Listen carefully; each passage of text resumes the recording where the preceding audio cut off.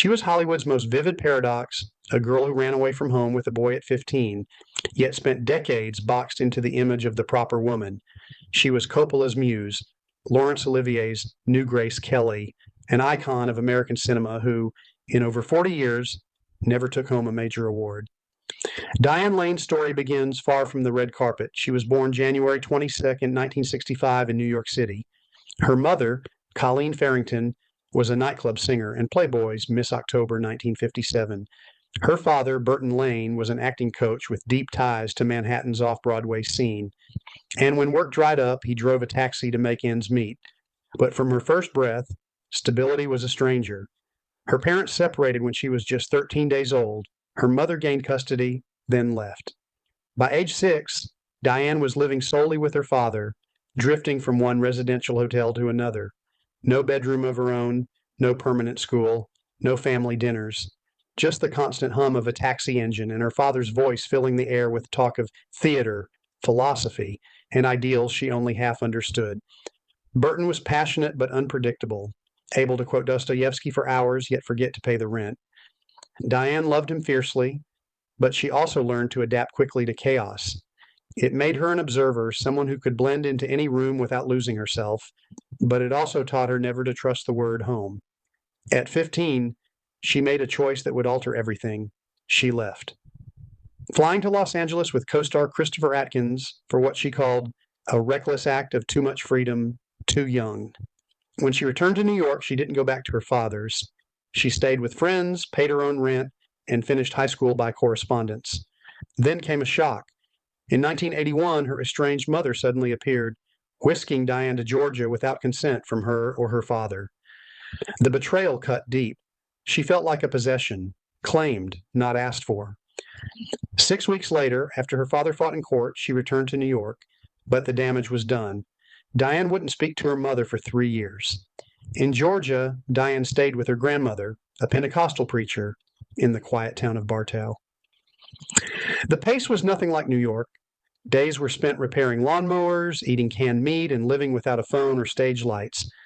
At first, the stillness felt like exile. Later, she'd realize it was a gift, a grounding counterpoint to the chaos she had always known. Those early experiences, divorce, instability, even being kidnapped by her own mother, would leave permanent marks.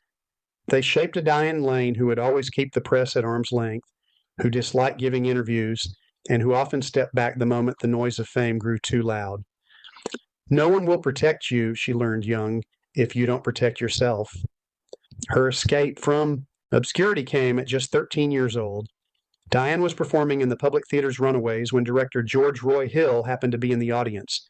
She had never acted on film, never auditioned for a major role, but Hill saw something, a stillness, a depth, and cast her in A Little Romance, 1979, opposite none other than Sir Laurence Olivier. From the first day on set, Diane didn't just hold her own, she drew every eye. Her expressions carried more than her years, her presence steady even beside one of the greatest actors alive.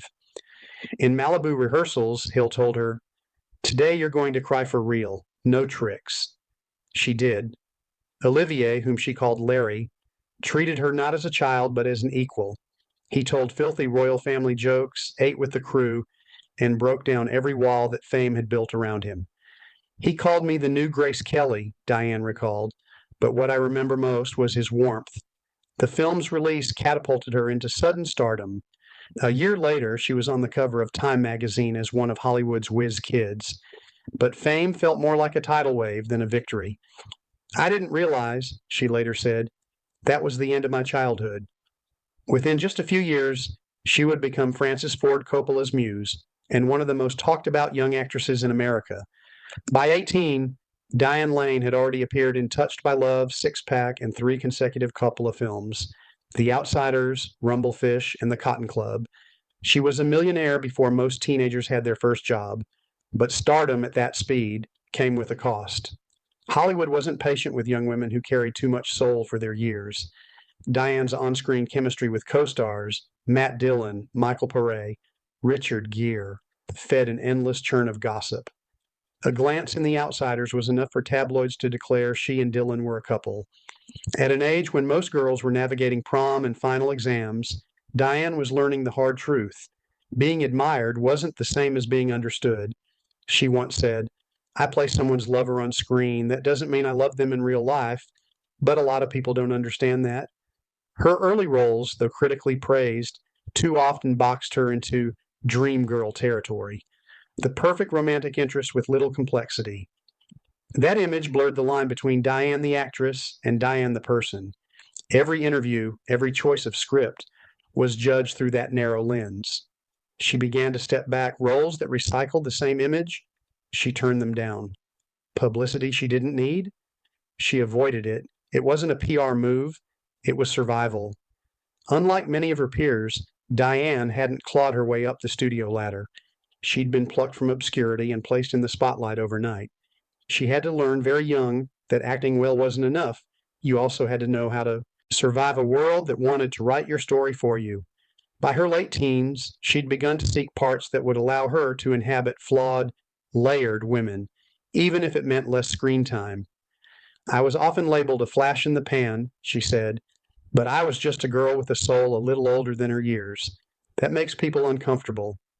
The glow of fame had its shadows, and Diane Lane was beginning to understand she'd need to walk carefully if she wanted to last. The turning point came in 2002 when Diane Lane took a role that would dismantle everything Hollywood thought it knew about her. In Adrian Lyne's Unfaithful, she played Connie Sumner, a wife who strays from her seemingly perfect marriage, not from lust alone, but from a quiet, aching loneliness. In a time when films often painted women as either saints or villains, Connie was neither. She was complicated, conflicted, and painfully human. The risk was real. Lane had built a career on likable characters. Now she was stepping into a role that refused to offer tidy moral lessons. It wasn't airbrushed, she recalled. It was raw. Then came the scene, the one that made the film unforgettable. Connie on the train home after her first act of infidelity. No dialogue, no flashbacks, just trembling hands, shallow breaths, and eyes trying to process what she had done. The camera lingered and the audience couldn't look away. What most of people don't know, that moment wasn't in the script. After shooting a scene, Line told her, "Roll something." No direction, no rehearsal. Diane closed her eyes, let the feeling take over, and in one take, just one, created an image that would be studied in acting classes for years. Audiences swore they'd seen a sex scene on the train. There wasn't one. The heat, the guilt, the exhilaration, all of it existed only in her face. That's the power of Diane Lane when she lets emotion speak louder than words.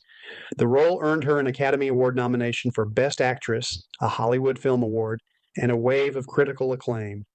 But the real victory was the shift in perception. She was no longer someone's girlfriend on screen. She was a fully realized woman, capable of breaking hearts, making mistakes, and confronting herself. A year later, she surprised everyone again with Under the Tuscan Sun, 2003, trading tension and betrayal for sunlight and self-discovery. As Frances, a newly divorced writer who buys a crumbling villa in Italy, Diane carried a different kind of story, one of quiet rebirth. No grand declarations, no frantic search for love, just the slow, imperfect work of rebuilding a life. Under the Tuscan Sun was filmed over 7 weeks across 14 Italian locations, some so remote the crew had to improvise just to get equipment in place. On screen, the sunlit hills and stone villas looked like paradise. But for Diane, the shoot wasn't always idyllic. "I ate all. The pasta drank all the wine," she laughed in one interview. "Then I missed my daughter so much I just wanted to fly home. I cried. I didn't want to be in paradise anymore." Her performance as Frances resonated deeply, especially with women over 35. Here was a heroine who didn't leap into a new romance to heal her wounds. Instead, she rebuilt herself brick by brick, finding beauty in the mess, strength in solitude. The film grossed $58.8 million in the U.S., becoming one of the year's most successful indie hits, and earned Diane a Golden Globe nomination. Audiences didn't just see Frances. They saw themselves, women starting over, not chasing lost youth, but building something new from the ruins. Lane's post-Tuscan career didn't settle into repetition. She sought characters who were flawed, overlooked, and quietly strong. In A Walk on the Moon, 1999, she'd already explored this terrain, playing Pearl. A young wife in the late 60s who drifts into an affair not from irresistible passion, but because she no longer recognizes herself in her own life. The performance earned her an Independent Spirit Award nomination and a spot on Rolling Stone's list of the most underrated films of the 90s. In Secretariat, 2010, she transformed into Penny Chenery, a housewife thrust into the male-dominated world of horse racing. Against the odds, Penny led the legendary Secretariat to win the Triple Crown, shattering gender expectations along the way. The film grossed $60 million, and critics praised Lane's quiet authority. "I don't play lovers anymore," she said. "I play leaders." Even in supporting roles, she brought emotional gravity. In Trumbo, 2015, she played Cleo Fincher, the wife of blacklisted screenwriter Dalton Trumbo. It wasn't a glamorous part, but through subtle glances and unspoken resolve, she became the film's emotional anchor. Critics called her the quiet pillar, holding up the story's humanity. Diane Lane's range extended far beyond indie dramas and biopics. She could step into blockbuster worlds without losing the intimacy she brought to smaller films. In 2008, she reunited with Richard Gere in Nights in Rodanthe, more than 2 decades after they'd starred together in the Cotton Club. This time, they weren't young lovers full of heat, they were 2 broken adults trying to trust again. The film divided critics, but audiences embraced it, pushing the worldwide box office to nearly $85 million. Many believed their chemistry felt real because it wasn't about acting passion, it was about living a hesitant, fragile reunion. She then made a bold leap into television with Cinema Verite, 2011, portraying Pat Loud, matriarch of America's first reality TV family. It was a role without glamour, a woman holding her marriage together while it unraveled on camera. Lane's performance earned Emmy, Golden Globe, and Screen Actors Guild nominations, proving she could disappear into any format without losing her depth.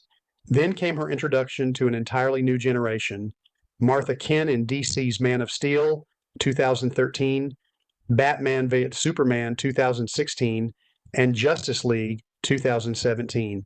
As Superman's adoptive mother, Lane didn't need lengthy speeches or heroics. One look, one touch, grounded the world's most powerful being back into the role of a son.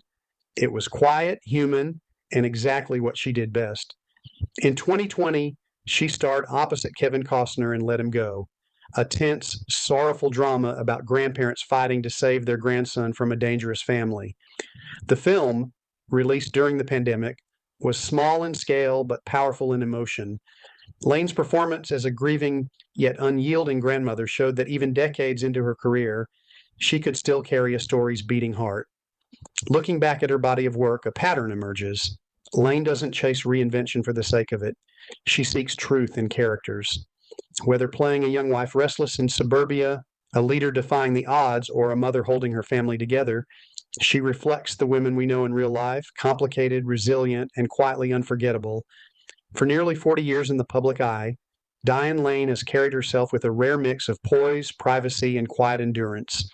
She's never chased headlines or weaponized her personal life for publicity, yet behind the stillness is a history of deep love, heartbreak, and resilience. Her first great romance began in Paris, 1984, when she met French actor Christopher Lambert. She was a rising American star. He had just gained global fame for Tarzan. They weren't looking for love, but something sparked instantly. A chance meeting at a New York party sealed it. Lambert spotted Diane at the top of a staircase, stopped mid-conversation, and said, "I have to go talk to her." What followed was a long-distance love story told through flights, handwritten letters, and stolen time between shoots. In 1988, they married quietly, far from the paparazzi glare. 5 years later, their daughter, Eleanor Jasmine Lambert, was born. For Diane, Eleanor became my true north, the anchor she would always return to. But life on separate continents, Lambert in France, Lane in the U.S., slowly pulled them apart. He preferred a quiet rural life. She thrived in the rhythm of American filmmaking. In 1994, after 6 years, they divorced without scandal or bitterness.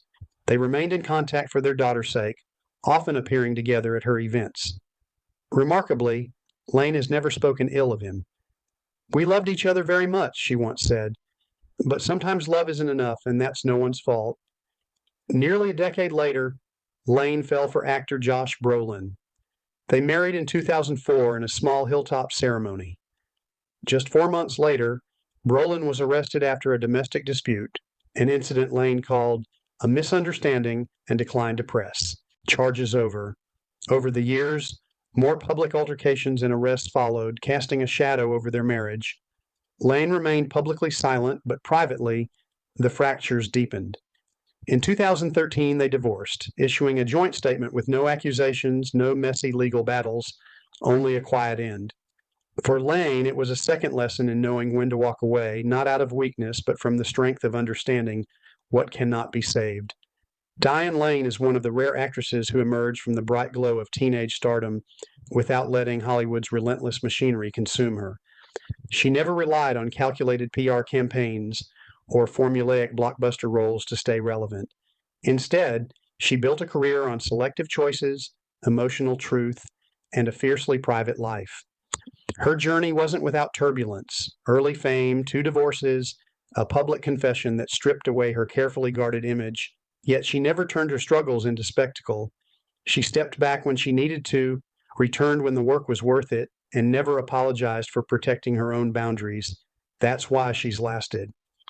While Hollywood shifts endlessly, stars rising and fading in months, Lane has remained a constant, not by chasing trends, but by refusing to compromise the honesty in her work. Each role she's chosen, from a 13-year-old holding her own beside Laurence Olivier to a grieving grandmother in Let Him Go, feels like a deliberate piece of a larger mosaic. Women who are flawed, resilient, and profoundly human. She may not have an Oscar, but what she's earned is rarer: the enduring respect of audiences across generations. Viewers know that when Diane Lane appears on screen, something authentic will happen. It may be quiet, it may be understated, but it will matter. And perhaps that's the real lesson her career offers: that in a business obsessed with reinvention, sometimes the most radical act is to stay true to yourself, to let the work, not the noise, define you. So what has carried Diane Lane this far? Talent, yes. Strength, certainly. But maybe most of all, honesty. The kind that allows her to own her mistakes, to walk away from what can't be saved, and to live without needing everyone's approval. If this story resonated with you, share your thoughts. Because in the end, actors like Diane Lane don't just perform for us, they reflect us. And when a performance stays with you long after the credits roll, you realize something. You weren't just watching a character, you were watching a person, alive in every frame. And that, in Hollywood, is the rarest thing of all.